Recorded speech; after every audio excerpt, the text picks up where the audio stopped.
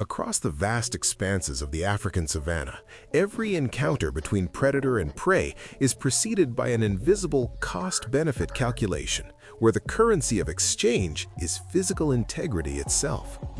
We begin with a scene of numerical disparity. 6 black-backed jackals surround a single honey badger. The math seems obvious. The reality is not. The honey badger, or ratel as it is also known, is one of the most singular mammals on the planet. Its primary advantage lies in its skin, which is exceptionally thick and anatomically loose, functioning like a suit of articulated armor. When a jackal manages to grab hold, the honey badger simply turns within its own skin and is instantly positioned for a counterattack.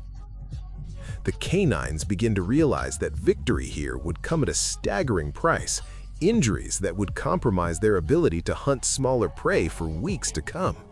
The scene ends in a stalemate, a result that, in the context of the savanna, is a win for the honey badger.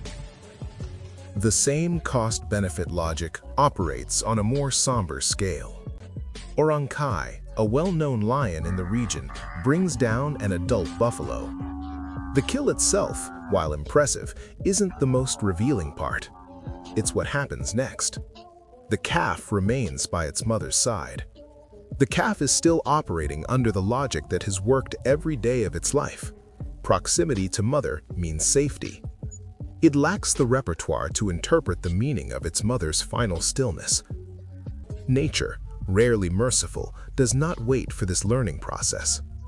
For Orang Khai, the calf represents another opportunity, without the risk of an exhausting second confrontation.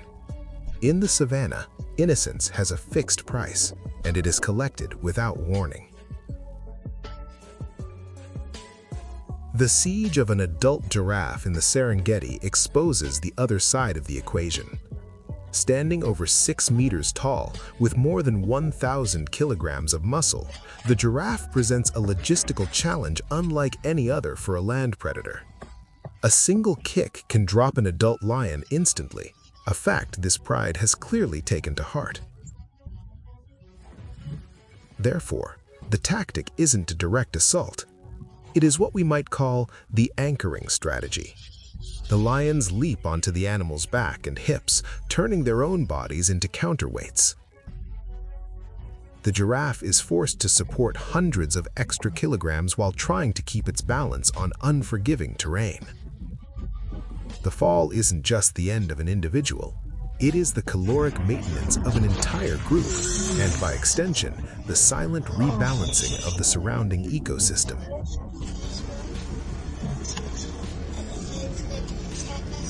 But there are places where size isn't the primary advantage. Watering holes during the dry seasons become the most lethal stages in all of sub-Saharan Africa. The sight of a female warthog approaching a pool with her litter is, at first glance, a common occurrence. Warthogs have developed the habit of kneeling on their front knees while drinking, an adaptation that, in theory, maximizes the muscular explosion needed for an immediate escape. Below the murky surface, a Nile crocodile waits, its metabolism slowed to levels that make it nearly invisible to the mammals on the bank. The reptile executes a sophisticated move, the sudden conversion of potential energy into kinetic energy in a time frame shorter than the reaction speed of any mid-sized mammal. When the jaws snap shut and the drag to the deep zone begins, the torque generated by the reptile's muscles nullifies any chance of escape. As population regulators, crocodiles act as a ruthless filter, ensuring only the fittest, or the luckiest, pass their genes to the next generation.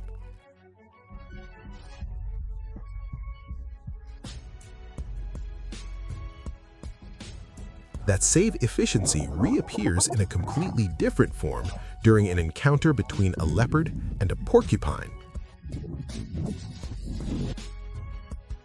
The porcupine's defense mechanism is one of the most refined in the natural world. hundreds of barbed quills designed to detonate at the slightest touch and drive deeper into the attacker's flesh. For the leopard, the equation is immediate. The caloric reward of an adult porcupine is real, but the risk of deep-seated infections from lodged quills is a potential death sentence.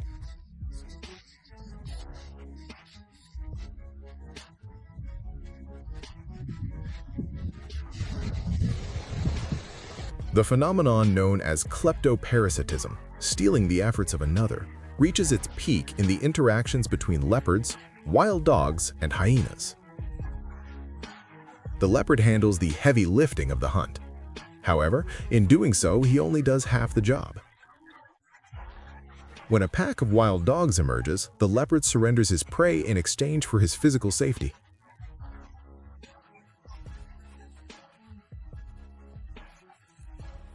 Even a minor injury in the wild severely compromises a solitary cat's future. Yet, the power transition doesn't end there. The hyenas arrive later, having not participated in the catch or the chase, spending no energy at all.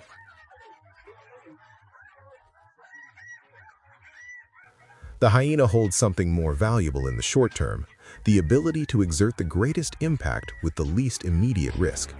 It is a cold analysis of biological efficiency. Why hunt if you can simply tax the hunter?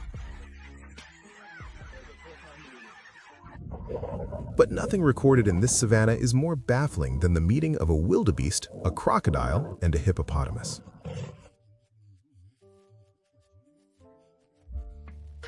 A wildebeest caught by its hind leg by a crocodile roughly 3.5 meters long was being dragged toward the center of the crossing. Just a few meters away, an adult male hippo watched. When the crocodile initiated its first lunge, the hippo charged. What followed defies all expectation. The hippo didn't go for the wildebeest. He clamped down on the crocodile's body and with the sheer power of his jaw, lifted the reptile out of the water and shook it. The pressure was enough for the crocodile to let go instantly. The wildebeest scrambled up the bank and vanished, despite a severe limp. Hippos are often recorded displaying protective behavior in crossing points they consider their territory. The final record might be the rarest.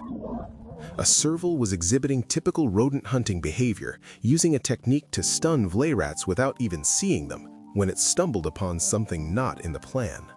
From the point of impact emerged a large black mamba, its front third raised, its narrow hood spread, and the black interior of its mouth exposed in a maximum defensive display. The black mamba is often cited as the most dangerous snake on the continent. The serval did not run. Utilizing its height advantage and lightning-fast reflexes, the cat struck the snake's neck, stunning it for a split second, enough time for the serval to move in and deliver a precise bite to the base of the skull. It then dragged the mamba into a drainage gully, out of sight. The savanna keeps these kinds of surprises for those who watch with enough patience.